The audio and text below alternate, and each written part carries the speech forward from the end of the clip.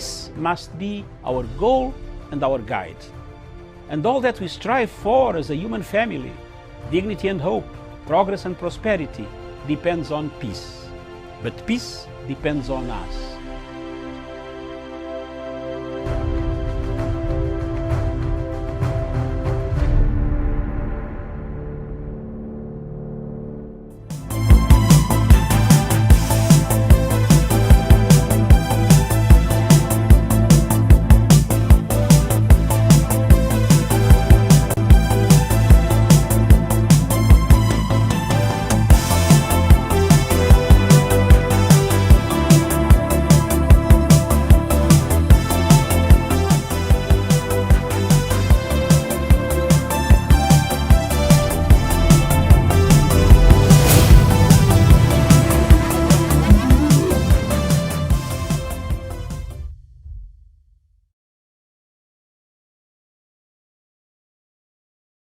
Good afternoon, viewers. Thank you very much for watching Punchline Africa Television, broadcasting all the way from the Political Command Center in Africa. Thank you very much. Good afternoon, viewers across the globe, in the continent of Africa, and in Europe, Asia, America, North America, Australia. All our viewers, you are welcome to this show, Africa Showdown, where we look at events that have taken place over the few days when we are not here, from Friday, one day in the middle, and then we come back. First, we shall begin with Kenya, the politics, west, east, west, central, north, the factor of Musalia Mudavadi, MUDAVADI, will affect RUTO. There is no way it will remain the same. In fact, some people internationally are saying it's a liability. Is it true? That's what we want to see in the newspapers. And across the globe, I am Dr. David Matsanga. And my co-host is Miriam Ogutu, right in the headquarters down in Nairobi. Good morning, good afternoon, Miriam. Doc, a very good afternoon to you. Good afternoon to our viewers. Good morning, good evening, depending on where they're tuned in today. Thank you very much. And across the bridge in There Is No Sorrow, the land of no sorrow, is none other than Daniel Sean Wesonga, our investigative journalist. What do you have for us investigatively? Yes, thank you, Dr. Matsanga. And of course, I have information, some preliminary information of whatever is happening in regards to the pact that Musalia Mudavadi and the talks that are still simmering on in UDA, ANC, and Ford Kenya MOU that was signed just the other day. So perhaps if we get a chance, we shall be sharing with our viewers whatever is happening.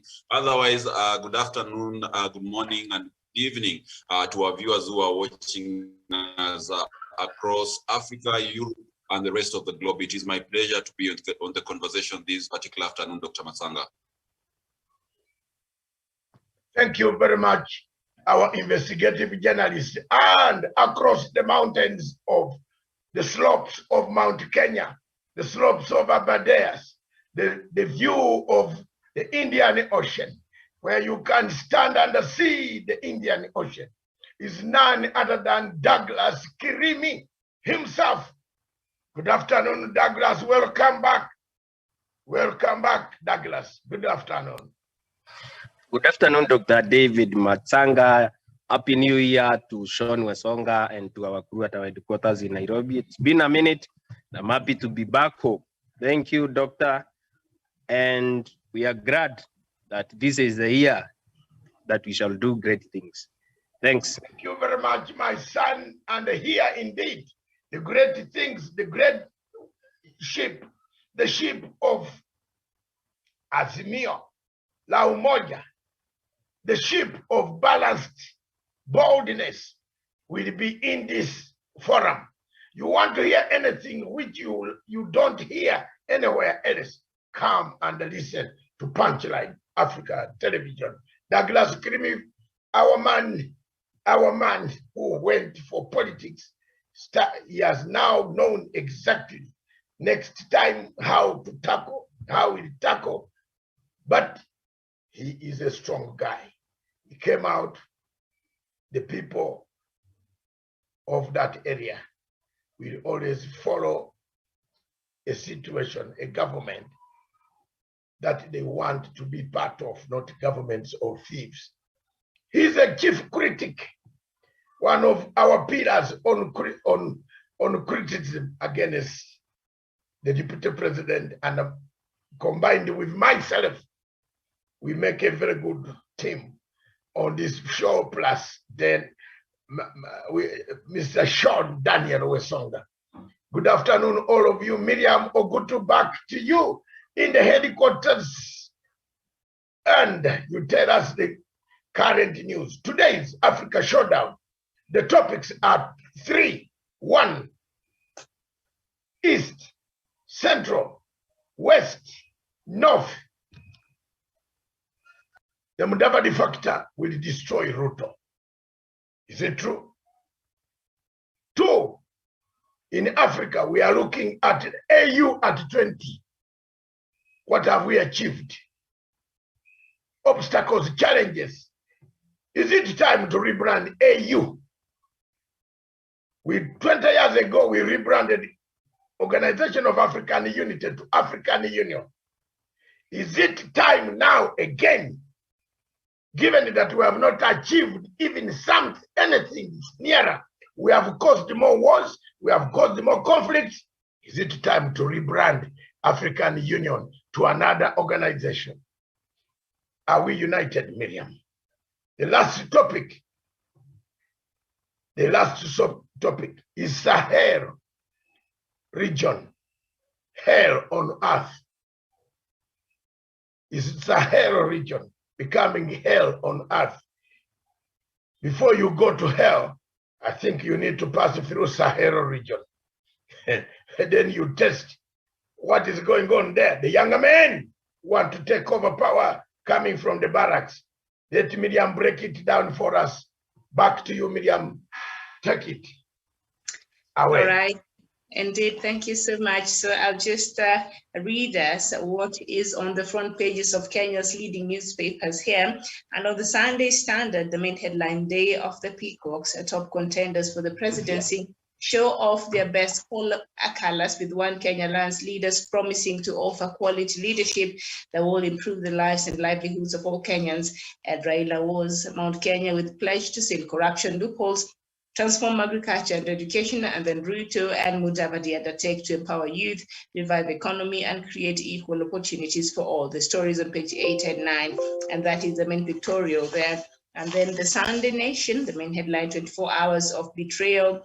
You'll find that there. And then the big interview, Hussein Mohammed on live family journalism and joining UDA. There's a special feature there on page 6 and 7 of the Sunday Nation. A terrorist with 10 million Kenya shillings reward on his head arrested in the Congo. And RUTO Raila battle for Central Kalonzo in Machakos. So that is what we have on the leading newspapers this afternoon. Doc, back to you.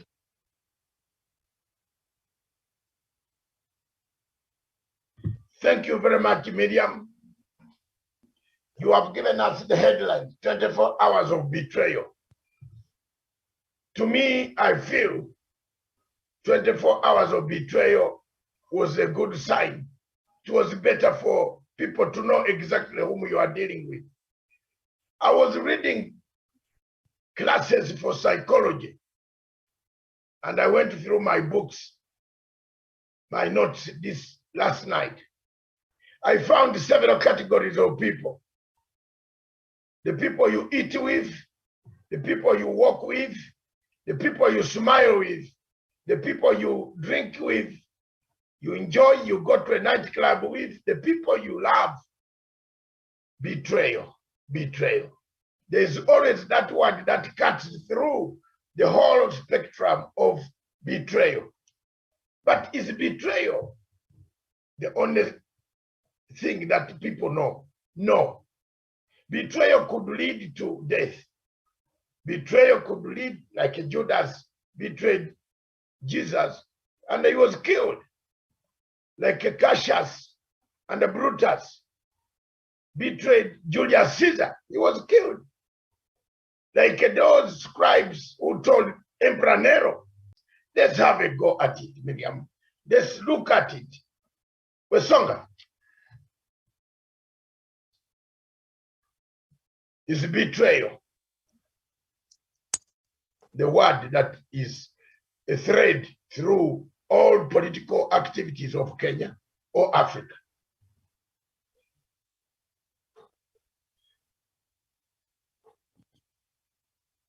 We are waiting for you. Thank you so much, Dr. Matsanga. What has happened to you today? My You internet don't seem to be yourself. Can we leave you and get Kirimi? Organize yourself. I'm very, very much okay, Dr. Matsanga. And thank you for the opportunity. Yeah, I've seen whatever has been going around across the political divide in Kenya. And of course, I was among the few people who were very much able to read your letter to Musalia Mudavadi, and of course those who chose to align with William RUTO. And I can say, Dr. Matsanga, that was the height of hypocrisy and betrayal. And here in Kenya, I believe it goes a notch higher, in that a man can choose to even team up with a person who he believes they do not agree or converge on the same ideals and principles when it comes to politics, but yet still they stick together, yet they speak a different language even in rallies. You've seen how William RUTO yesterday was able to enlist projects that have been done by the Jubilee administration in Kirinyaga County, whereas Musalia Mudavadi, who spoke early enough, he was actually blasting the government for actually borrowing a lot of money and not investing in anything and looting that particular money. And he said they are actually going to work on reducing the intensity of corruption in government. They are going to ensure that the economy is revived. So you really wonder, are these people in the same camp? Are these the same men who say that they are going to campaign together because they have a same agenda?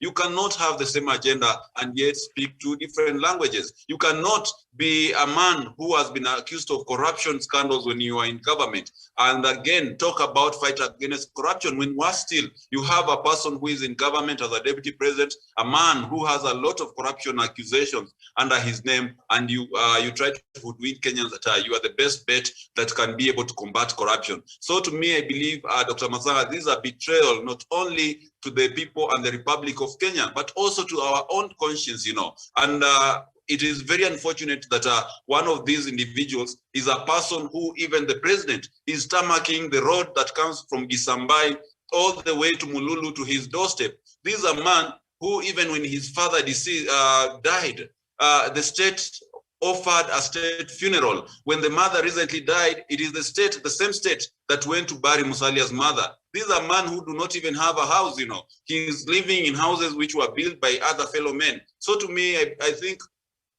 just by bypassing all that, those kinds of acts of generosity and going to blast the president, it's the height of hypocrisy and betrayal, Dr. Matsanga. And owing to the fact that the president has always been very, very kind to Musalia Mudavadi, the president has even been very, very kind to the deputy president. You can see the deputy has the right to go out there in rallies to insult the president, but the president on his side, he'll actually refrain from talking more about his deputy and just disagree with him on principles only, on principle, and not even calling him a thief or maybe those derogatory terms that the allies of the deputy president actually refers to the president and his allies. So to me, in Kenya here, there's a lot of hypocrisy. We have a lot of betrayal, and that is the same grain of politics that we witness in Africa. The politics of deceit, the politics of betrayal, and the politics which are driven by hypocrisy and self-gratification. So, Dr. Matsanga, I agree, and my answer to that question, it is yes. In Kenya, we are experiencing the politics of betrayal, and that is why the center can no longer hold. You know, the president actually entrusted the deputy president with assisting him to run government and went ahead to extend 50% of the cabinet to the deputy president. What happened next was betrayal through massive corruption, through neglect of duty, and therefore they had to part ways. You can see Musalia Mudavadi together with One Kenya Alliance. Kalonzo Musyoka told us that 24 hours before the Bomas Convention, they had actually talked and agreed that he was going to deputize Kalonzo Musyoka for a term of 5 years. What happened next was betrayal. So, Dr. Masanga, to me, I think we have betrayal in Kenya, and the epitome and the hallmark of betrayal is the Kenya Kwanza or Kenya Kwisha coalition, which is led by William Ruto and Musalia Mudavadi. I submit. Thank you very much. But Kirimi, the same question. Are we on the track for betrayal everywhere in our politics? Are we genuine in our politics? Musalia Mudavadi was telling us a few days ago that indeed bottom up means drinking a bottle up. Show me the bottom. So today we see him actually coming out of his money is banked very far away from us. His children will be happy forever. They are going to pollute the environment around across this country. After the elections are over, Mudavadi will fly to pick the money because he's not paying for anything at the moment. Even the helicopter is climbing in, is being paid by RUTO. Everything, even his groceries for his wife at the moment, as we stand, is being paid by RUTO. So if you see the marriage between RUTO and Mudavadi, is it serious betrayal for the country or for themselves or for the other groups? Kirimi. Thank you, Dr. David Matsanga, and also to my co-panelist, Sean Wesonga, and also to Miriam. Happy New Year, Miriam. And I also believe that in this country, we need to inculcate a culture of royalty everywhere. Because, Dr. David Matsanga, I don't even believe, after even reading newspapers today and also political corridors of power and rumors, that Musalia Mudavadi might also go ahead and betray William Ruto. Because Musalia Mudavadi, we are told that the President of the Republic of Kenya called a meeting of actually all MPs from Western Kenya that support him and support his administration, and told them that Musalia Mudavadi is a man that has always been disturbing his core principles in Oka with the campaign bills and everything, even including in Mururu where he's going to greet people there. He wants to be funded to go anywhere that you'd want to go. So, Dr. David Masanga, I believe that Musalia Mudavadi represents a face of betrayal in this country. He's betrayed the President of the Republic of Kenya. His core principles in Oka, lying to them that they are going to work together, and after spending so much of their money, and we have been told, I saw that together with Sean Wesonga, that even the house that he was living in Riverside that Jirongo told us that was paid for and was bought by Kamresh Patni, the architect of the Goldenberg scandal. We are also told that the house that he lives in Karen has been paid for 300 million shillings by Dr. William Ruto, the Deputy President of the Republic of Kenya. This is a man that we are being told that he might leave William Ruto Kenya Kwanza coalition anytime. And if he betrays William Ruto, I don't know where his family is going to be living, Dr. David Masanga. So we are asking Musalia Mudavadi, the face of betrayal in this country, to not betray anymore and to seek royalty as a first priority as a leader. Because there are people, I believe, his children and also people from rural village who are looking at him. He should be able to inculcate the culture of royalty in his blood, because when he now goes ahead after betraying President Uhuru Kenyatta and Oka core principles, he betrays William Ruto.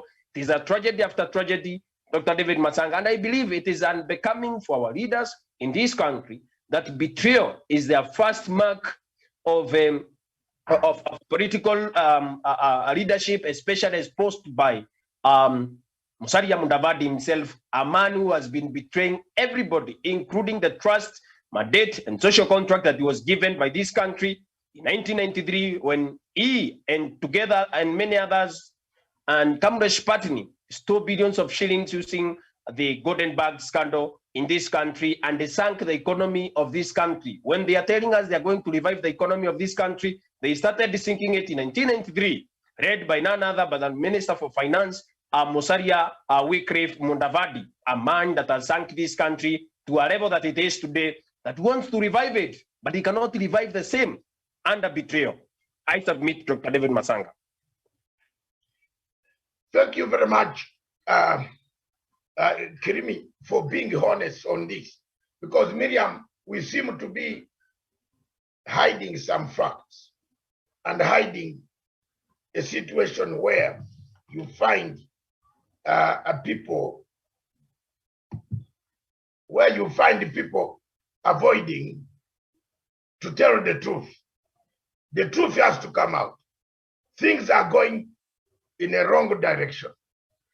People are amassing. If I saw Mudavadi this morning talking to some of them from a church somewhere, he looked like he slept drinking the whole night, and they were telling people that it is me here who is.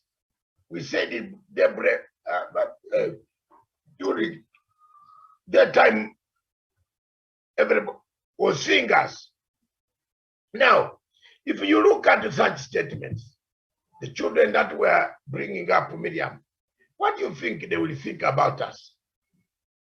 You failed your home. They are saying now, telling Mudavadi is one of the few people going to Kirinyaga to tell President Uhuru that he failed his home. But then Wesonga just told us that the road to Mudavadi's home was being dug by Uhuru Kenyatta. Ordered it when the mother died. People could not pass to Mudavadi's home. Two, if you look at RUTO, he went to Mount Kenya and planted hatred against President Uhuru Kenyatta. And here is the same RUTO today running around telling people that Kenyatta left on page number 3 of this, is it number 3? Yes. Page number 5 of the Daily Nation. The same RUTO, without shame, is telling people that it is Kenyatta who failed you, not me. But he has forgotten the money that he stole, the money of Kemerero and Erol Dam, when he stood in their time. And then I was shocked by the DPP when the DPP came and said, I don't know how the DPP is going to defend us and the Attorney General. When the Italian company comes back to ask for their money in the courts in Europe, how will the DPP come to tell us that RUTO was not involved? How? I'm now beginning to doubt so many things here. And I think I'm very disappointed. This man stood up and said it's not 21 billion, it's 7 billion. Now today as we speak, slowly, Miriam, Kenya is heading towards a very huge payment of 100 billion, $10 billion. Put your head, legs there, hands there, ears there, you are going to see. You people, you are going to pay that money out of the negligence and the greed of William Ruto, who actually planted people and stayed in the shadows. He didn't want to be seen. He could say, no, you do this, you do that. You know, all the time his work is to scheme. He has never been a straightforward man from school. He has used the Bible to hide himself under God. And God at times has refused to give him an answer until someone came and gave him an answer. What do you think? Back to you. That is the way I think. West, East, Central, North, Mudavadi factor in the elections of Kenya will always be a liability. And that's what I've written down today on my Twitter handle. It's a liability. He has a jinx, which you must avoid. Bad luck like Kofi Annan. If you touch him, if you touch Kofi Annan, your country will bleed or will go to ICC. Mudavadi is like that. And he better goes back for cleansing. Ask the Luya community to cleanse him. He has never won an election with Raila because he had very bad luck. He brought bad luck. He's the one who brought this word, NASA. Then he has jinx. He runs with demons. He's a man with a demon, Mademon. You have forgotten the slogan of Mademon. And this is a guy who cannot bring any votes. What votes will Mudavadi bring in Western Shore? No, let me tell you. He has gone with only one MP. And the Malava area, when you look at the voting patterns of Kenya, Malava area is, and I repeat, is not Raila's voting hubby. It is not. It's not his hub. They have been voting against Raila anyway in Malava. So that's the only MP they went with. Mudavadi is remaining with. Who else is influential? All the people are running away.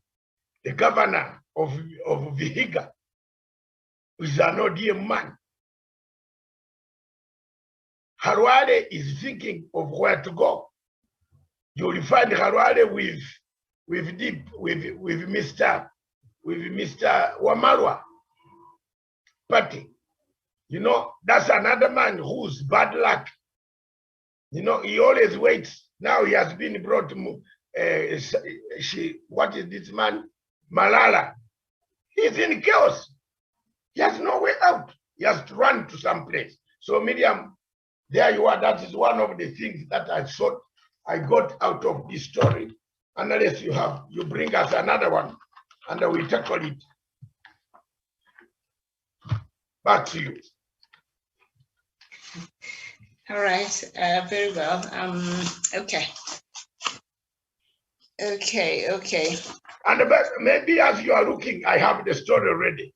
They wanted the terror suspect arrested. Tell us more about this on page 8 of the Nation.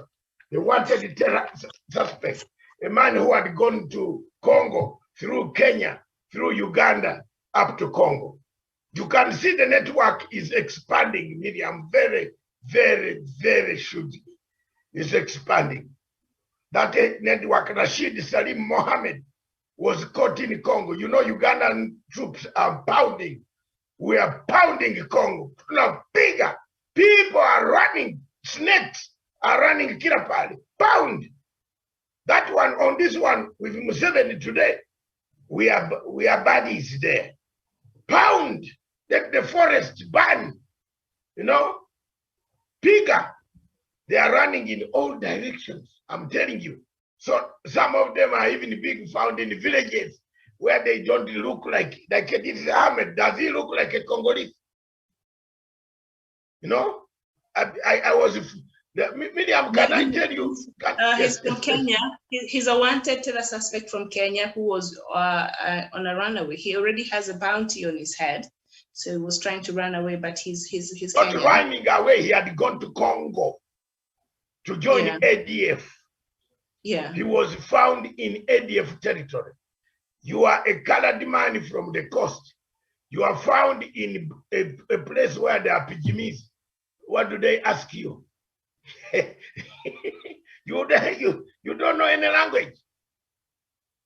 You don't know any language. You can't speak any of the languages. So he was found in one of the camps of ADF. And he was going, he said he was on his way. I saw him being interviewed on Al Jazeera and other. He said he was on his way to Mozambique. Mozambique is down this way, not up that. He should have come through Tanzania if he wanted. So why was he going all up there to go to Mozambique? That he has education. What education? He has actually a degree in agriculture from the Jomo Kenyatta University of Agriculture and Technology. He was selected, not a degree, but he didn't do it. So there is something. This is a very good story for Sunday, for security agencies across the Great Lakes region and East Africa. The coordination is very important. I give it kudos. Miriam, back to you. Yeah, and also I think the the residents from where he was caught at DRC, they became a bit suspicious. I think perhaps he appeared lost or something. So they sat him down and they started asking him questions. And when they could see that there was no consistency with what he was saying, I think that's when they alerted the police. So also we really thank those people who were, quick thinkers, and I felt this man, sounded a bit, out of order. And as we know right now, Kenya is on a very high alert. I think last week the French embassy issued a possible terror attack in the country, and I see the government of Kenya has taken that very seriously.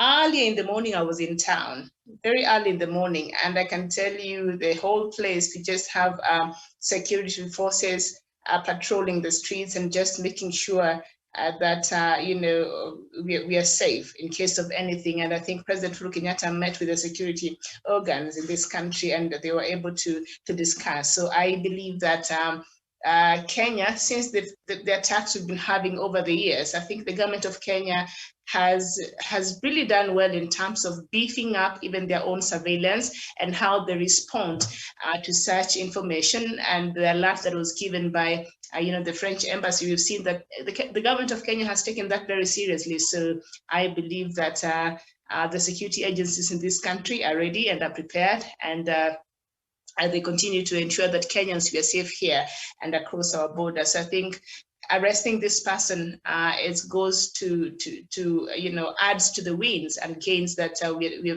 we have achieved and we're trying to achieve as far as the fight against extremism in this country and indeed across the larger Africa is concerned. Yeah, thank you very much. Daniel, any few comments on that? I believe that was a very, very great move in regards to the combat against terror. And I believe now with even Congo coming into the East African community, I believe it will even spread its tentacles far and wide, even into the Central African Republic. And Miriam has just mentioned something about the terror alert that was given by the foreign embassies here in Nairobi, Kenya. And the other day I was having a conversation with someone, and I told them the last time we had such an alert and it wasn't taken seriously in Uganda, we had a few people losing their lives to that terrorist attack. So to me, I believe it's a move in the right direction. We need to be vigilant, not only here in Kenya, but across Africa. Whenever we see anything that which is suspicious, then we should report to the authorities. It is easier arresting someone and taking him to the authorities to be able to explain his origin and his documentation, rather than just leaving it, assuming that these are good people who you should not interfere with, only later for them to be able to attack your community. The cost of terrorism has always lied in the negligence of the people who actually live with these terrorists and never raise alarm, and they never actually get to interrogate where they're coming from. And Dr. Matsanga, as someone who has lived for so long in Britain and other developed countries, you will tell our viewers perhaps if in those particular countries, if someone who is a stranger was to show up in the streets or maybe in the neighborhood, people will be actually eager to know, where is this person coming from? What does he do? Where does he live, And of course, what is the agenda that this person is bringing in the neighborhood? I think that is something we should also learn and be able to implement in our country. And back in during the start of President Uhuru Kenyatta and towards the end of President Mwai Kibaki's term, there was what we call the Nyumba Kumi initiative. In as much as we have not taken Nyumba Kumi initiative quite seriously, you realize that other countries like Rwanda have taken that idea and ran with it. And therefore, when we've been having terror attacks happening in Uganda, in Kenya, and other East African countries, Rwanda has been at least off the statistics because this Nyumba Kumi initiative actually works. If you are in a Nyumba Kumi kind of model, you know each and every member of that particular society or neighborhood. In that, when a stranger comes, then you have to notify the chairman of the Nyumba Kumi initiative about this stranger so that they do a background check, so that you just make sure you're not housing a terrorist who is on the run. So I believe it's a good move, and I believe that is what we ought to do even in the absence of those terror alerts. Miriam, I submit. Thank you very much. Douglas, a few comments. Thank you, Dr. David Matsanga. I believe as a person and as a citizen of the Republic of Kenya, I am concerned when we are told that our country has got high security alerts, and also when we are told that a terrorist, a wanted terrorist, suspected terrorist who had a bounty on his head has been arrested in the Congo. It is something that we should be able to take serious. And also, like my friend Sean Wesonga said, that it is the high time the people of Kenya that understand that security starts with us. We need to, first of all, before we demand that the government of the Republic of Kenya gives us security, or maybe protect us, or maybe patrols the streets and make sure that terror threats are eliminated from our very presence. It is the high time we, the people of Kenya, we scrutinize everything from our villages to our city, to our cities and towns and markets, that every person that comes to our midst, a new person, we need to be able to screen them and be able to come up with the very elaborate measures on how to share such intel with the government, because government is everywhere, but government cannot do everything at the same time. We need to be able to secure ourselves first and also secure our neighborhoods, because if we don't do that, Dr. David Masanga, we are going to run into problems. Remember, we are in an electioneering period and anything can happen at this point, and we do not want to lose lives of fellow Kenyans because of terrorism that is related to politics. We've seen people who have been able to permit politics of hooliganism, politics of deceit and conmanship in this country, and politics of betrayal.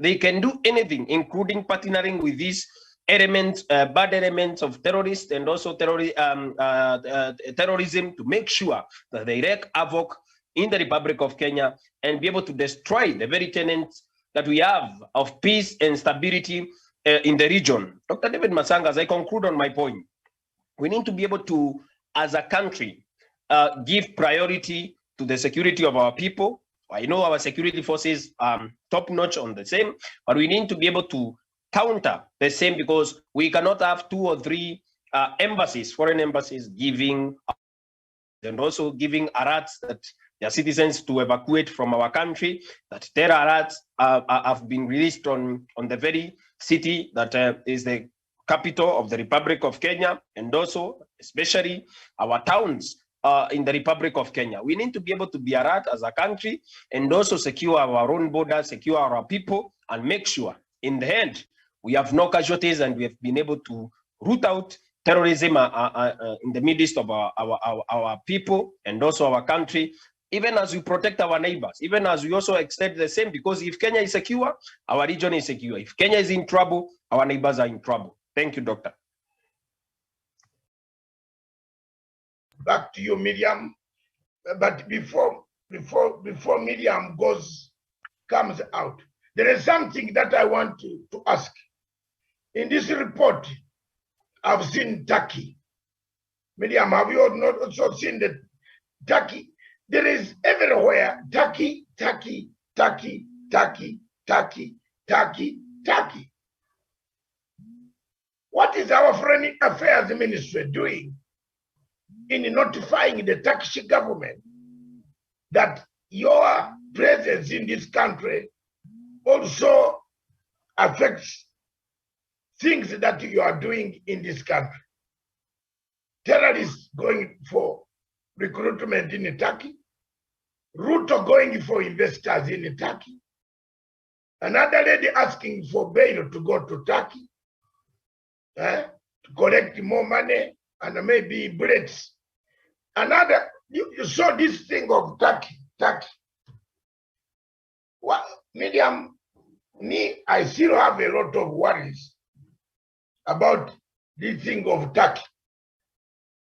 I don't know whether people were hearing me, but I think my microphone had fallen, Miriam. What do you think of when you hear the name Turkey? Before we go to another topic. No, I just wanted to say that yeah, we were hearing you, and you're audible. Okay. What do you say about Turkey?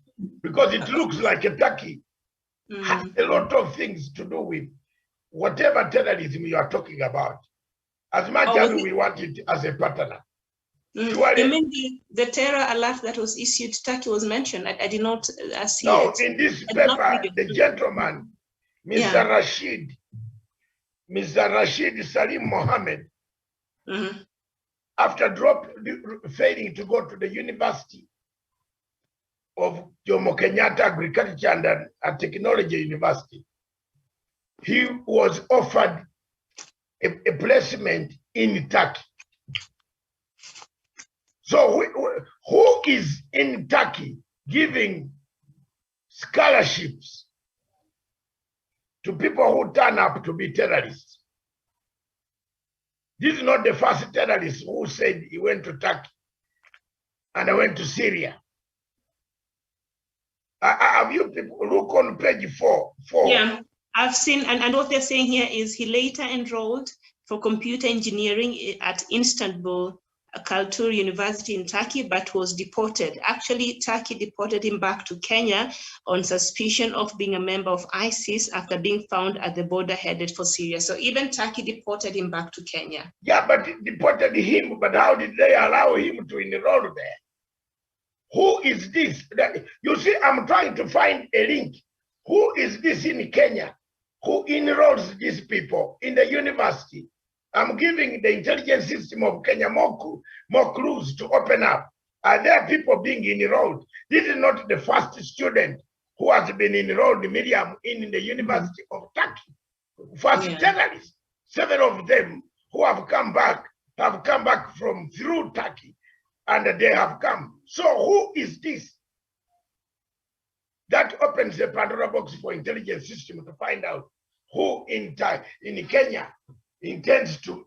You see, intelligence is not a matter of gathering what people are eating, are doing only. You also go to what they eat. If you are eating rice every day and a mutton, I will know very well you are attached to Turkey and Khartoum or Sudan, Juba. They eat rice, mutton. They like mutton. If you go to Sudan, to Khartoum, you sit in a restaurant. Chicken, mutton curry. So if I see somebody buying mutton every day, where song I'm teaching you, follow where is buying the mutton, why is buying the mutton, where is cooking it, how many people is cooking for. Go to his room. You have seen the films. Miriam, go to his room. You find photographs of Khartoum, Turkey. When you are doing intelligence, Mr. Colombo work, that's what you do. Not just, we don't know. By now, the system in this country should have found out the people recruiting students to Turkey, knowing very well those students end up to join ISIS, especially the coastal students who look exactly like a Turkish. Yes. So are there schools in the coast that are rolling out students? Or is Mr. RUTO part of the bigger scheme of recruitment since he was the biggest billionaire, Harun Ayadin, who cannot go to Uganda and lay do you know he cannot now go to Uganda and lay a foundation stone again? The foundation stone, the grass is 6 feet now tall. And the president of Uganda is still waiting for them to come to construct the factory. And the RUTO cannot even try to pick a phone and call that man to come back to finish the factory. Isn't it a shame for you, Miriam? Thank you.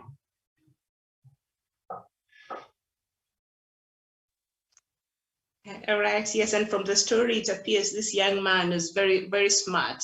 He's one of the students who emerged to the top in KCSE in the year 2011, and I think he was called to the Jomo Kenyatta University of Agriculture and Technology but he opted to go to Mombasa Technical, where he dropped after 1 year.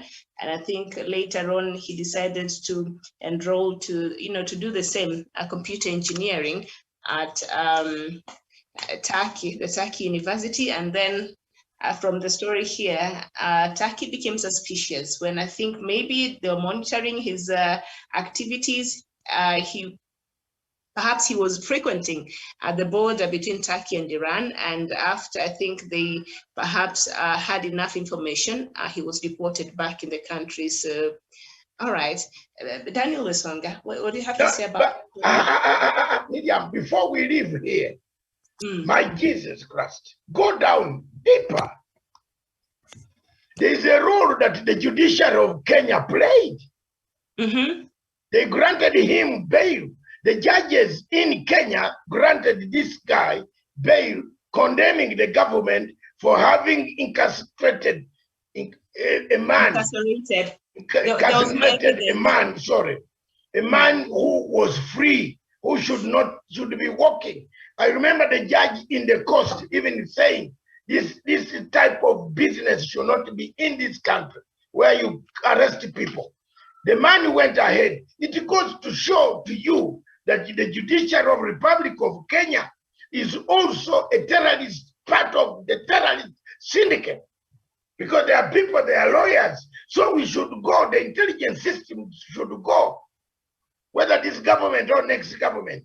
We must have, if we are to safeguard ourselves against such acts which come to kill innocent, all of us have to be vigilant, including the judges. When you are releasing a terror suspected of explosives, think twice about your child going to school in a bus, yellow bus, being blown by those explosives. Do we think about that?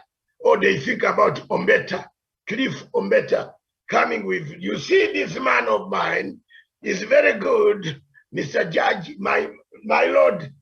Look at, I have seen some of my colleagues, lawyers. Miriam, I feel ashamed. And now the man is captured. It vindicates the DCI man who has been telling people it is not him, but the weakness comes from the judiciary system. And also, Doc, what you've been talking about, let me just read that story and then perhaps I add to what you've been saying here when it comes to even monitoring and social contract and things like that. Now, he was charged with the offense at Shanzu Law Courts in 2017, but was acquitted for lack of evidence. And in 2019, he was arrested at the Moi International Airport over terror links and charged in court. And he and others who were not before the court were accused of being members of Al-Shabaab.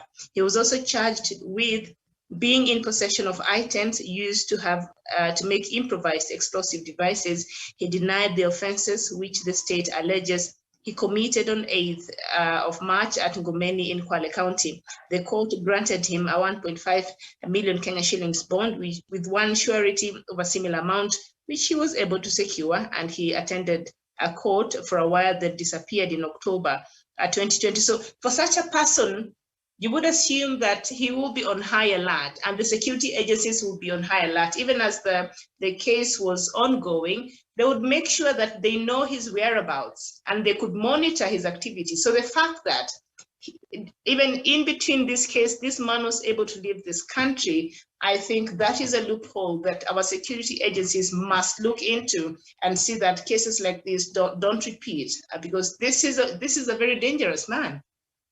Exactly. There is no social contract. Nobody followed, no probation officer to follow whether the bail conditions are being adhered to. Nobody. And that is what I was making a point here last week. I said, until we reach that status, we are in chaos. Our countries are in chaos. Thanks go to the civilians in Congo. They got this guy. Otherwise, how many people would we kill? Because he's well mechanized.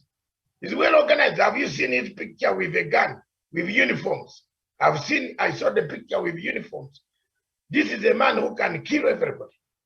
But the problem we have in Africa is that we don't even check the people that we allow to come into our houses. that we are allowed to come into apartments. I'm very cautious. People are more concerned about money. Landlords are more concerned about money, about filling their houses, than checking on people who are entering the house. Someone comes with 200,000 shillings, pays rent for 3 months, you give him a house. Landlords in Kenya should start thinking very seriously. In Uganda, it's impossible to get a house without the letter of LC1. Just to rent a house, Because if you rented that house without the letter, then later on something happens, then you come to say, this man has not paid my rent. They will ask you, where's your letter? We didn't recommend this man to have a property in your apartment. Therefore, you are also equally a terrorist. We say Museveni is bad, but at times Museveni has some good things. And for Museveni, for people in Uganda to mention the word Miriam terrorist on you, know that you might rot in Luzira forever. Honestly. And that as such, nobody in Uganda would like to even joke about it in a bar. That, oh, Miriam, yesterday I saw you with a terrorist. You are having lunch in the restaurant. You say, no, please, don't mention it near me. That is a deterrent also. Not that they will not come and do whatever they want to do. They will do it. They are determined. They have been brainwashed. They have been radicalized. But we the people, we must fight for our rights. I'm telling you, we must fight for our rights. We must fight for the security of these countries.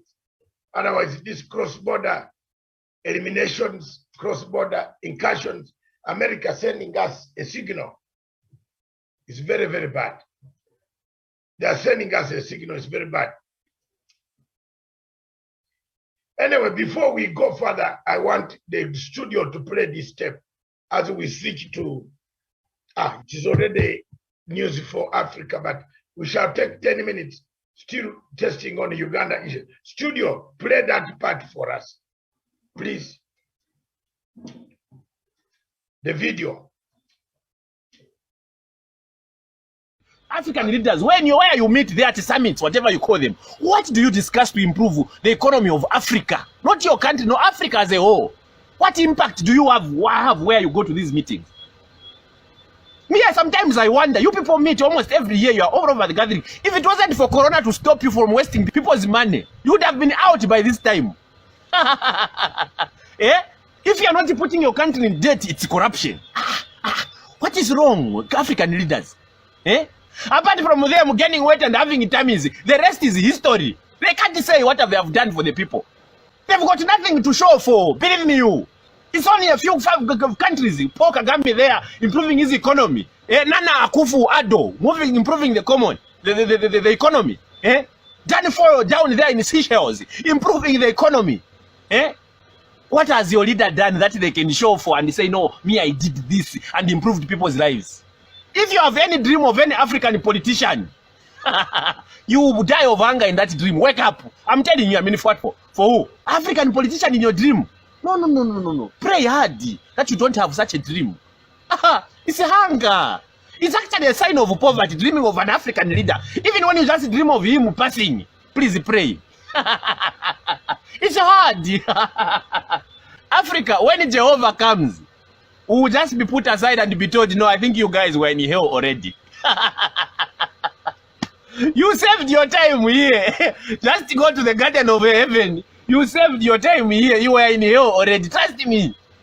Let me tell you something. Stop complaining about why minerals are not being used to its maximum in Africa. We are the richest African continent on the planet with minerals. All this nonsense, oil, we have everything. Put someone in charge that knows how to handle people. I'm telling you. I mean, for who?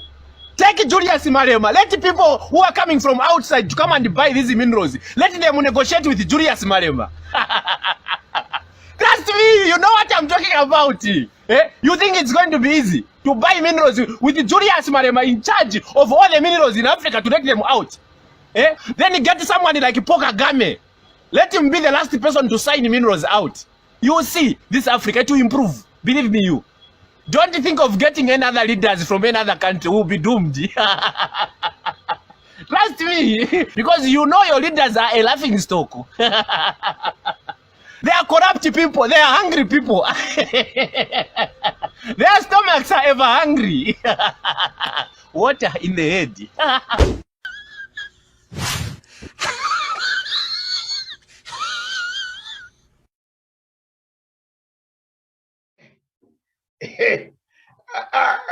Douglas Kirimi.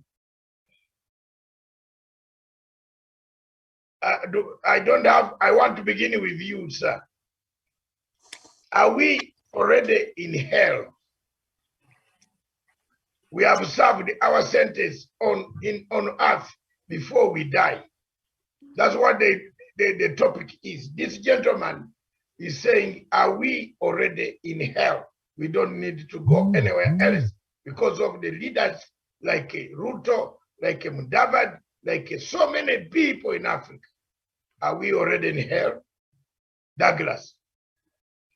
Thank you, Dr. David Masanga. I believe we are already in hell. We don't need to go anywhere. Because when you look at issues in this country, because I have to speak from where we are and the position that we are as a people and as a country, because this country has been run down by people who purport to be stewards of good, public good and public welfare, whereas they are the same people who are taking, preferring, and also plundering and looting the same economy that is supposed to be working for everyone, the same that is supposed to be working for the people of Kenya, for their public good and also for their welfare. The people who are supposed to be the stewards of good for our own welfare, public good, these are the same people who have turned life to be very, very, very, very hard for us as a country. For example, I keep asking myself this question over this afternoon. When you tell us you want to rescue us and also start from the bottom going up, who took us to the bottom? Who made sure that life is not bearable for the people in this country? When you sank an economy of a country and now you've been corrupt, preferring public resources, using government funds and everything that you could put your hands into, you take everything for yourself. Are we not in hell as a country? Why would we be subjected to another hell? Dr. David Masanga, I believe as a person, as an individual, as a citizen of this country, that this country shall be able to be redeemed if we be honest with each other, if we be honest with ourselves, and especially this electioneering period, we need to be able to elect leaders based on their track record and also their patriotism to our flag, to our soil, and to our fatherland. Because Dr. David Masanga, if we continue with the same trend that we have, keep accepting politics of deceit, conmanship, and also politics of betrayal in this country, we betray ourselves, we betray our country, and even the leaders that have been given a social contract and a mandate by the people of Kenya, they continue betraying us as a people and as a country. Dr. David Masanga, as I submit my point, we are in hell already.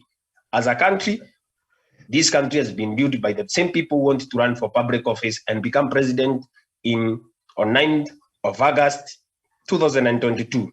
This year is the year that we rescue our country and also get on a platform and also put ourselves on a pedestal, on a higher pedestal of integrity and returning our country to the former foundation of brotherhood and also patriotism and also nation building and also progress and development in this country. Thank you. Miriam, are we already in hell? Yeah, and I know the guy is quite funny. I think he's a comedian, but whatever he's saying is actually has a lot of truth in it. I think when he uses COVID, it sounds a bit better, but when you look at it, he is indeed speaking to the vacuum of leadership that we have here in the continent. We don't have leaders. That's why he's saying, you keep talking about Africa has a lot of natural resources and all these minerals. At the end of the day, and this is a conversation we've had here time and time again, and I remember the good ambassador Maina Ghana always, had a problem with the continent. Keep saying that we have minerals, we do have diamonds, but still we can't even manufacture the rings for ourselves. Outsiders have to come into the country, into the continent, get it and go, do the value addition and then bring us back, and we buy it at very high prices. So we keep saying we have all these things, and yet we are too blind, or we don't have a proper leadership can actually maximize on this wealth that we do have as a continent for the betterment of its people. So I think it's sad, but whatever the gentleman there was talking about is quite true. The vacuum of leadership from across, the majority of the continent of Africa. So we are in hell already. Good. Not really in hell, but we don't have some problems. We are, Miriam. The man is a Yes, go ahead. We've already gone through hell, so whatever we are waiting for is just the day of judgment, and we are told just go straight to heaven. Because whatever things we really see here back at home, they're not normal things.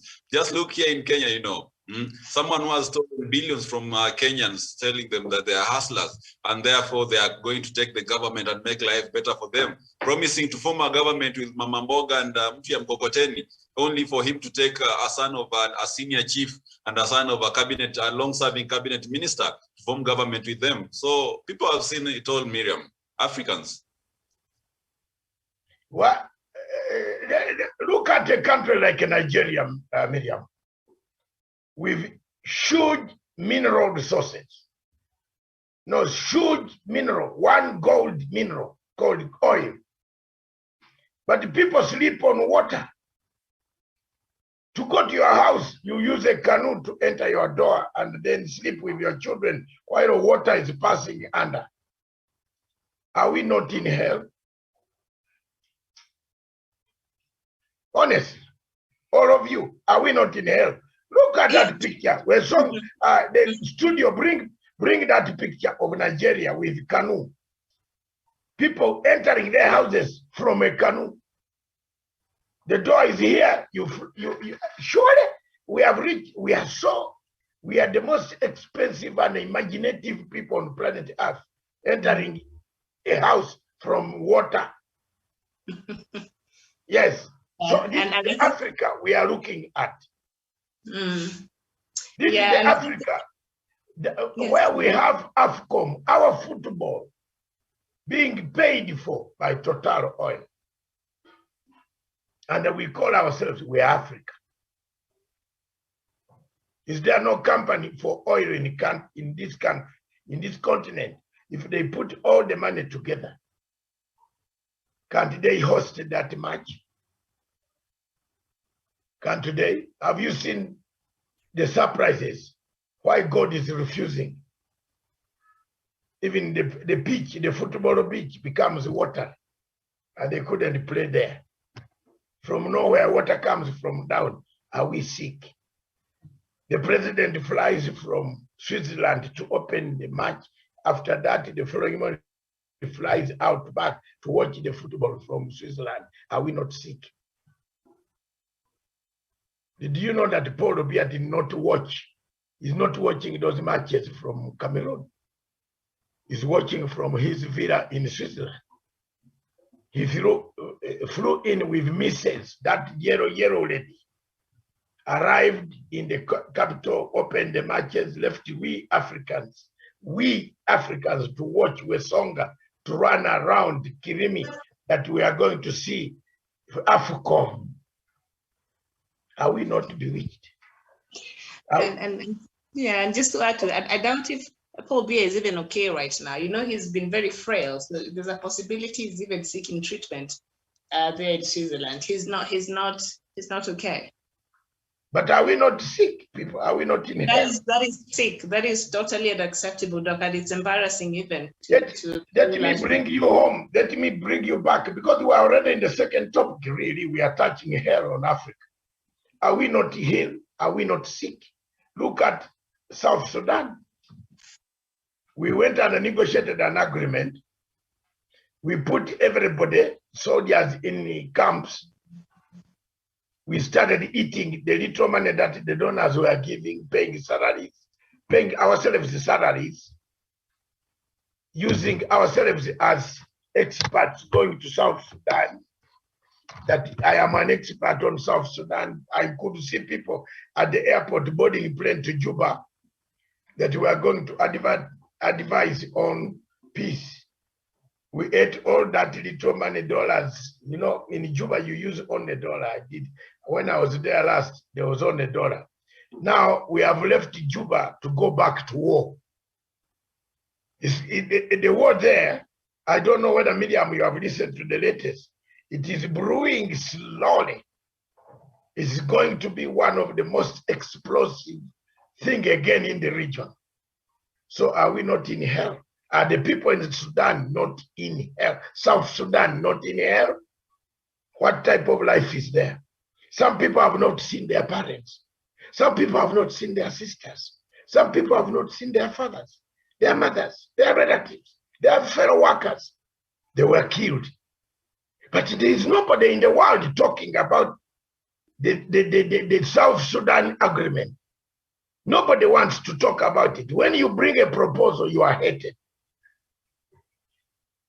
Are we not in hell already? So if you dream that you are in hell, why do you blame yourself? Blame yourself. You are already in Africa. You have served the sentence. I agree with this gentleman here. Are we not in hell? Look across media. Shift your attention from Juba up to Addis Ababa. Look at the mess there. And African heads of state are preparing next week, from tomorrow, Monday, foreign ministers, Amamo, Rachel Amamo, and others are going to pile up in Addis Ababa, that they are going for a summit. Which summit? To help us what? What is the summit going to help? People who are already in hell. Where you catch a terrorist in a Congolese forest, who was released by a judge who is already in hell. A judge released the terrorist with explosives, and then you blame Uhuru Kenyatta. Are we not in hell? Mm-hmm.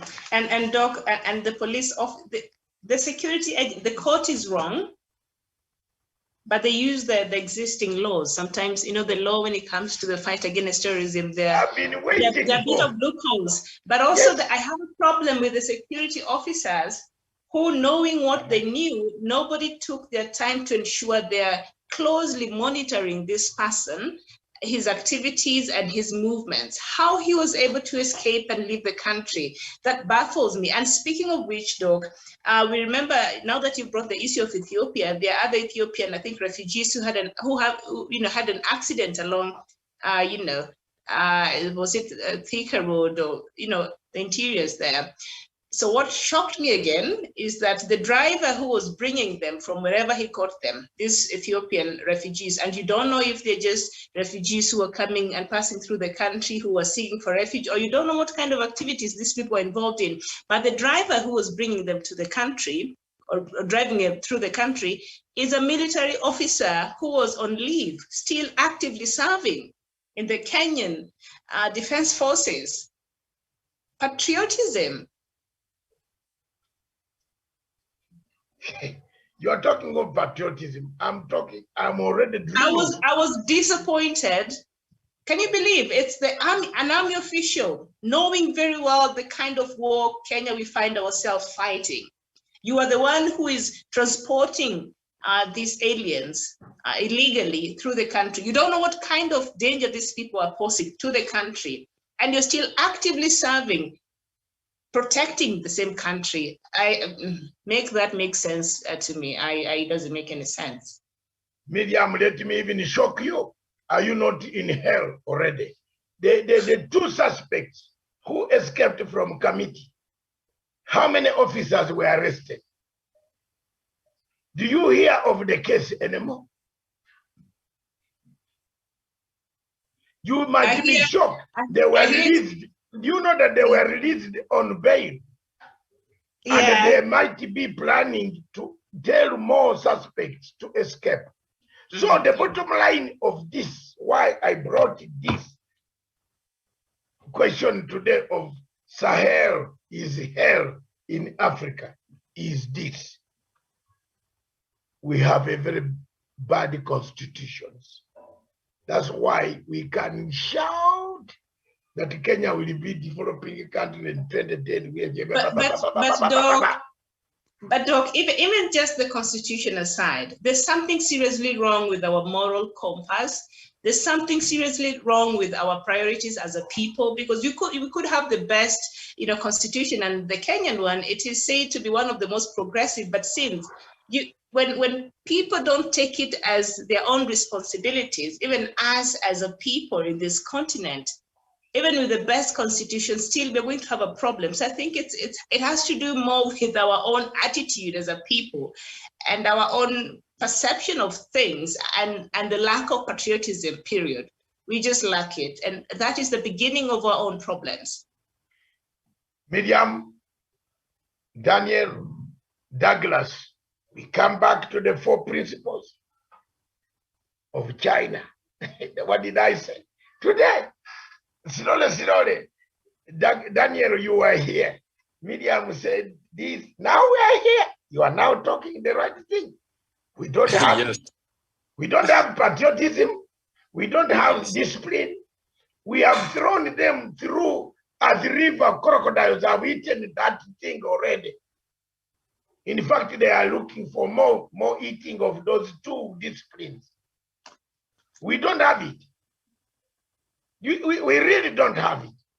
And all what we are doing and what most African countries are doing, except Rwanda, because Rwanda is killing some people. If they find you with something, they do it away. Miriam, you go away, it is better we go, we miss you. But not you to infect the society. You agree with me on that? Because you find someone going to destroy railway line someone has built a house, a kiosk on the railway line, and the railway is active. The railway is active. my dear sister, the railway is active, very active, and there's a kiosk, and the woman is selling hello. And the gentleman in a tie is saying, let us soda pamoja na mkati. Wache tuambiane ukweli jameni. Where have we gone? Are we not in hell? We are in hell. So we are waiting for just transfer. Transfer time. What do you call it in football, Daniel? The transfer window.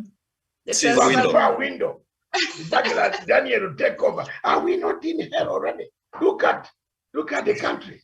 Look at as you answer Daniel, take Somalia as example. The example of Somalia. Off, on, back, this, that, no election, this thing. Are we not in hell? There you are.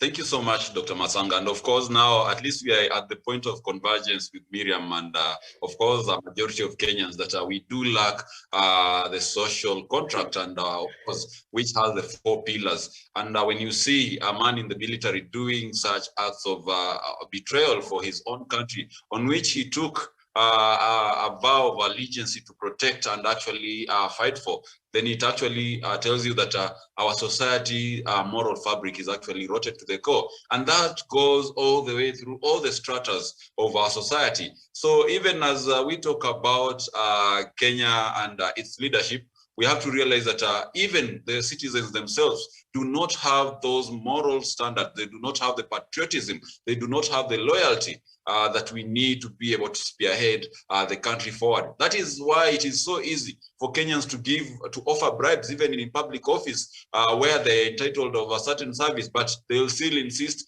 of giving bribes so that they get some preferential treatment. So to me, I believe it is hell, Dr. Masanga. It is chaotic everywhere you go. You know, things are not happening as per the set out guidelines and structures, but people want to do the things their own way. Leaders want to steal whichever small amount that can come into the coffers of the public, and so on and so forth. So for the African people, I believe we have gone through hell and come back. So like I said earlier on, whatever we are waiting, I agree with that gentleman that when the day of reckoning comes, when the Lord comes, then we might not as well be taken to hell, because we've seen a lot of things, Dr. Masanga.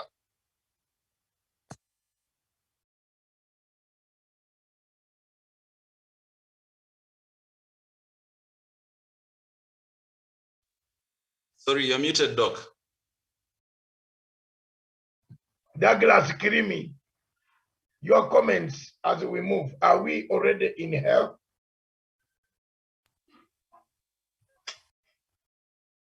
Doctor, I already made my comments on the same. Okay, thank you.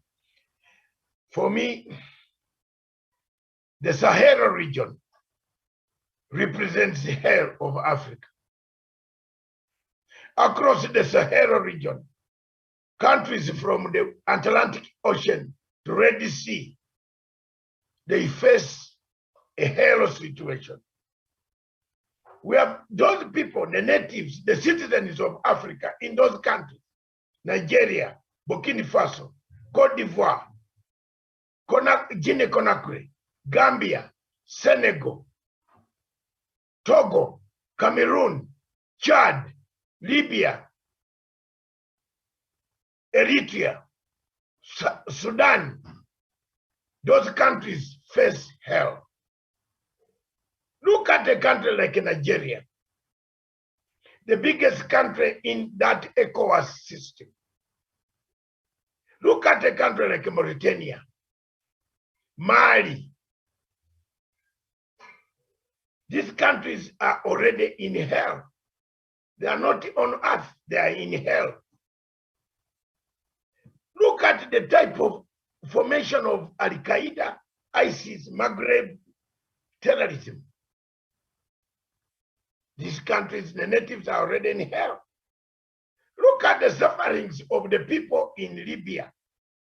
The black people who walked all the way from the south, from South Sudan. Yesterday, I watched a program on one of the televisions worldwide talking about a South Sudanese who emerged from all this and was trying to tell the world, help us. Look at the type of molestation, the beatings, the torture of black people in Libya, because they belong to the Sahel region and they are in hell. Is Africa, Sahel region, is the hell of Africa. Coupled with that, let's discuss. Yesterday, the AU celebrated the 20 years having changed the name from Organization of African Unity to African Union. Are we together with the AU in hell? Miriam.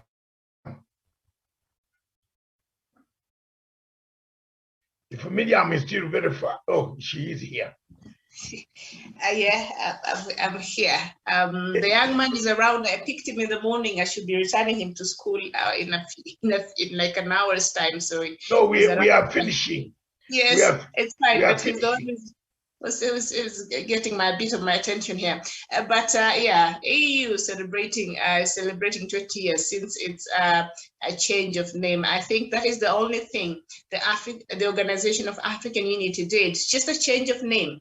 After that, there's nothing to show home for. I was hoping that perhaps they'll give us an update on what happens, to these targets and goals that AU even keeps setting for itself. The year 2020 was the year of silencing the guns. The year came and passed, and we still have the proliferation of small arms across the continent. We still have communal wars ravaging countries like South Sudan, Somalia, and others. We're still having increase in terrorism and these other things. They have not even given us the update, how far they've come with that goal that they set themselves and the intention of perhaps moving forward. So AU, what they did is just a change of name. That's it. That's it. But nothing. If anything, it has just become worse. And the dreams of our founding fathers who found it necessary to put up this organization to advance the interest of Africans in this continent, I think those dreams are dead and are buried somewhere in Addis Ababa, where chaos is reigning there. Thank you very much. Kirimi? Thank you, Doctor. Like Miriam has said, we have nothing to write home about the AU, and we've the only achievement that I think is allowing China to donate a building in Addis Ababa for them and put up surveillance tools and also devices connected to Shanghai, China, so that we can be monitored by Chinese people and also be colonized as far as our agenda is concerned at the African Union. I think, Dr. David Masanga, for us to continue contributing money to that moribund body called the AU is wrong. That money can be directed to other causes. And also, I think countries that have not contributed anything to the AU should not contribute anything at all. Because, Dr. David Masanga, honestly, this is an amorphous group of people who are being directed like a marionette from Western countries and also some Asian countries, making sure that the people of Africa do not achieve anything using this body. I believe in totality that this AU body does not serve the interest of the African people because we are not in charge. The French people are in charge, the Chinese are in charge, and other Western allies who are in control of the AU today. It's a moribund body that has not helped the people of Africa. The only thing they do and their best at is making sure they give good press conferences and also give a lot of public relations to save face and also make sure that the people of Africa given a nice suit. There is nothing that we can really write about the African Union as we know it today. 20 years later, like Miriam has said, the year of silencing guns and making sure that things are working for Africa. In 2022 or 2021-22, they are still talking about Agenda 2063. What happened to these goals, like Miriam has been asking? We have had these agendas set by the African Union, how they are going to save Africa, maybe help the people of Africa advance our agenda as a continent, and also as a people. These people have done nothing. And in as far as I'm concerned, what they do is sit down in different capitals of the world or maybe the headquarters of the African Union and set agenda after agenda, discuss that agenda. Why should we be discussing Agenda 2063 when we cannot be able to come up with solutions on the very problems that are bedeviling the people of Africa? Today, Burkina Faso have had a coup. The other day, we saw it in Mali. The other day, the president of Chad was killed. And so many other things have been happening in recent past in Africa. Why don't we see a vibrant voice of the AU voicing the concerns of the millions of Africans spread across the continent of Africa and talk and be able to discuss and come out with decisions and come out with solutions for the African people, by the African people, for our own better, our own good, and also our welfare as a people. What we have today is a moribund body, a body that should be demolished, should be disbanded, and make sure that we, the African people, come up with the solutions for the African people for our own good and welfare. Dr. David Masanga, I have no idea once to say after they have changed their name 20 years later, we have nothing to write home. Great AU for changing their name around. AU Sanga, because this is an organization that continues driving at the BS of the people of Africa who are suffering, and also at the backdrop of issues bedeviling the people of Africa. As we continue trying to solve problems in Africa, helping and also being our brother's keeper, the AU is going to bed with China. The AU is going to bed with the French people and other Western countries. But David Masanga, it's about time we, the people of Africa, took charge at AU, and if you don't take charge, we can as well disband it. Maybe form another body that can be able to adhere to our goals and aspirations as a people and respond to our problems and issues as the people of Africa, and our continent is going to go forward. Actually, we've been going forward for the last 20 years with this moribund body. We can even go further and also do more great things without an organization that is called the African Union, a name alone that cannot help the people of Africa when we need it most. Dr. David Masanga, let me remark on something that they did in Uganda. Instead of going to Uganda early enough to be able to monitor what was happening in a presidential election, they went for 2 days. It was said they sent a small delegation of people. Instead of also waiting for the elections to be conducted so that they can be able to give a good observer's report, the observer mission in Uganda that was sent by the AU, they went for about 2 days and flew back to the headquarters of the African Union without having witnessed what was happening in that election. So the report that they gave, it was fake, and it was a report that was not supposed to be delivered by the AU, because, doctor, there is no point of these people visiting Uganda for 3 days or 4 days, then run away when the real day is coming, when the people of Uganda are voting. They cannot be able to give an account of what was happening in Uganda. If they cannot do that to other African countries, if they can do that to Uganda, what tells me that they are going to work on the issues that are bedeviling the people of Africa? This is a moribund body that should be disbanded immediately so that we can focus on other important continental matters that bedevil the people of Africa. Thank you. Wow. Okay. Medium, you open as we finish now.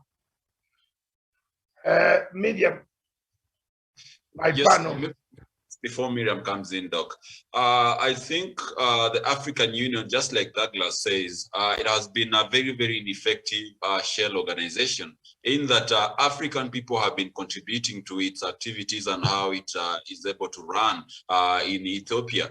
But little has been forthcoming in terms of the AU actually helping the people of Africa.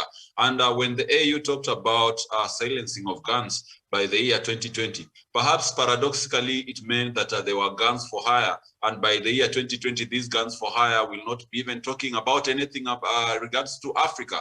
So to me, I believe the AU has no business even being in Kenya, in that it has failed the people of Africa. We still have conflict in most parts of Africa. We still have insecurity coming from global terror organizations. We still have a lot of African people dying of diseases which were heard about in 1960s, 1980s in the Western world. We still have people in Africa who are still dying of hunger and starvation. The African Union has not come on board and be able to give the African people a clear roadmap on how to be able to tackle global terror, or how to be able to prevent the coup d'etats that are sweeping across the West African part of the continent. The AU has not been able even to come on the table and put up a task force to be able to combat diseases, pandemics, and even the recent one, the COVID pandemic. The AU has done totally nothing. The AU has not been able to sit down the African head of states and be able to engage them on how Africa can be able to do mining and add value to our resources before we are able to export them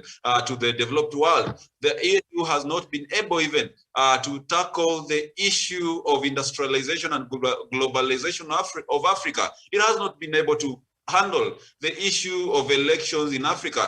Douglas has just given an example of Uganda, where the AU envoy, Olusegun Obasanjo, actually gave a wrong report also in Ethiopia, you know, and we saw the conflict that actually followed that particular election. So to me, I believe, Dr. Masanga, we should stop wasting time with this shell called AU. We should not even put our hopes in the leadership of AU.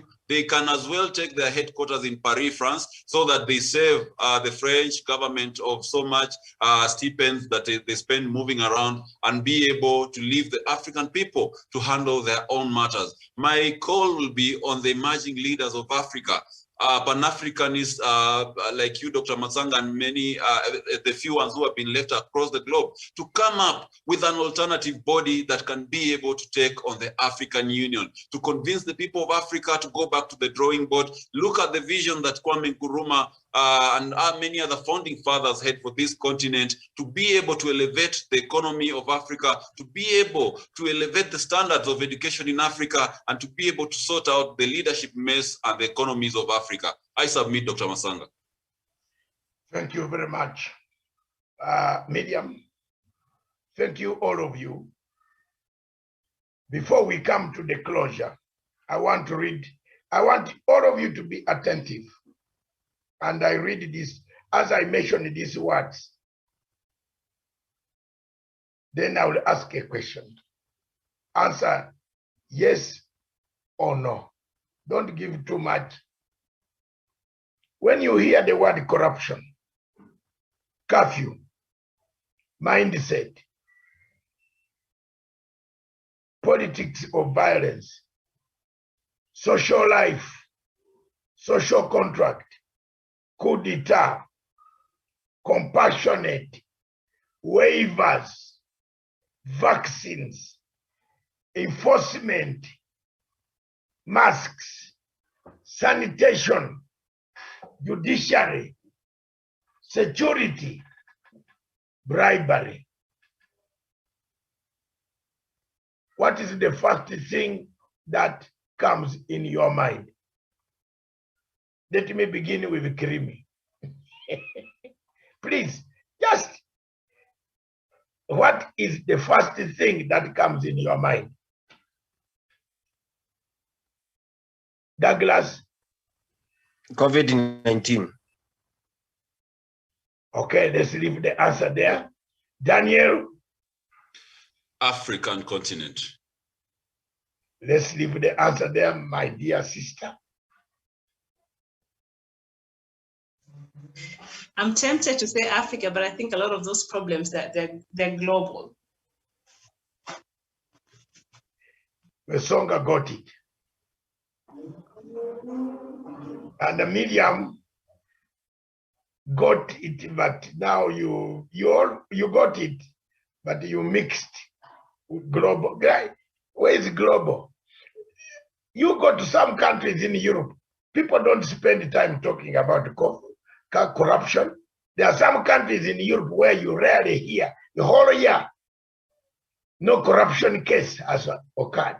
One major one can happen, which they go back 50 years ago, but not currently. So you are right, all of you were right. Coronavirus has brought us all these words now. But the most important thing that as we close,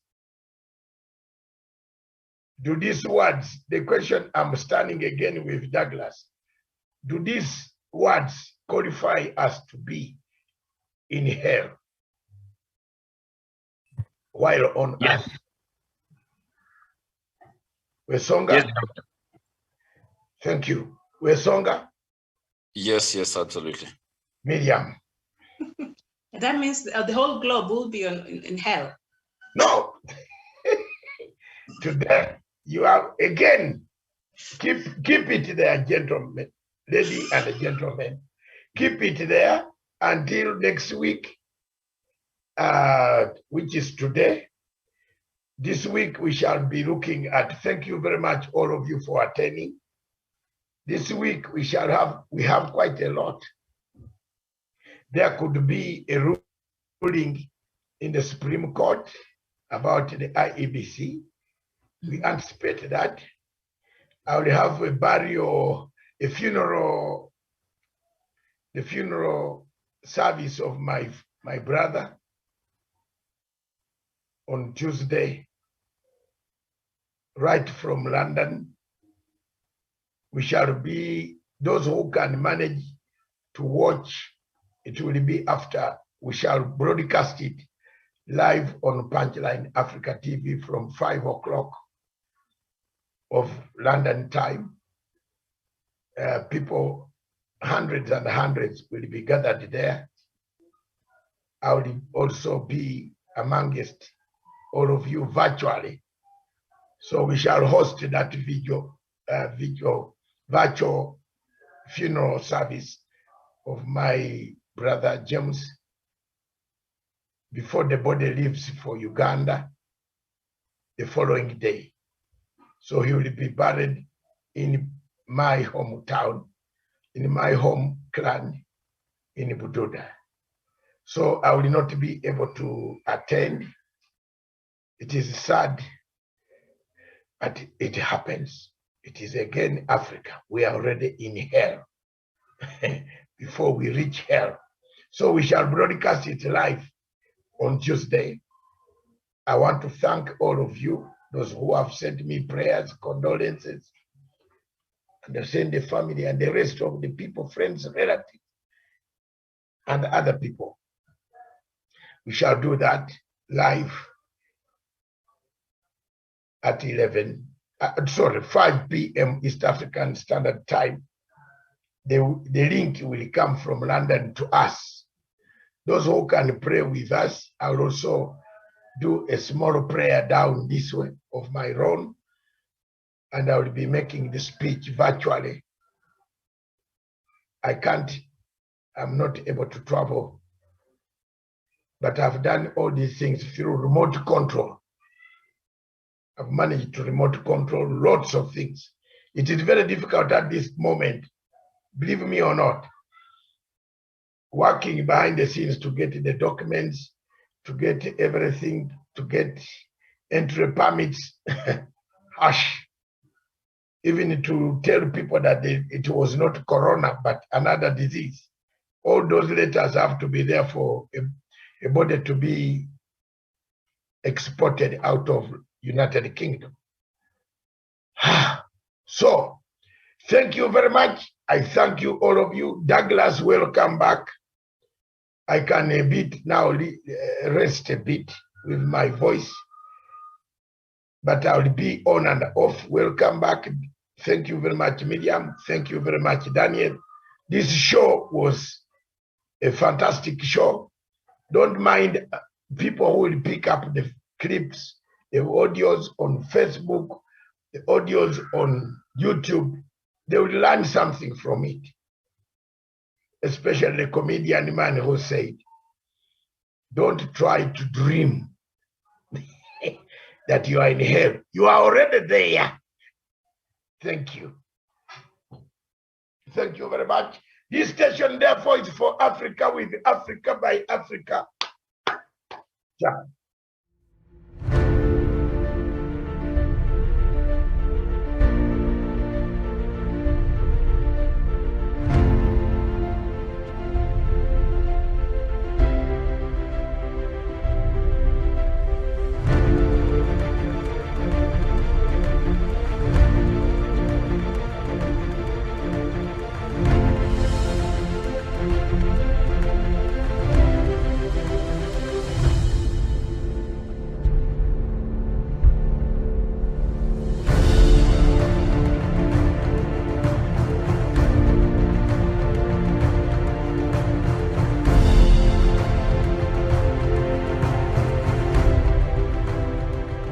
Peace must be our goal and our guide. And all that we strive for as a human family, dignity and hope, progress and prosperity, depends on peace. But peace depends on us.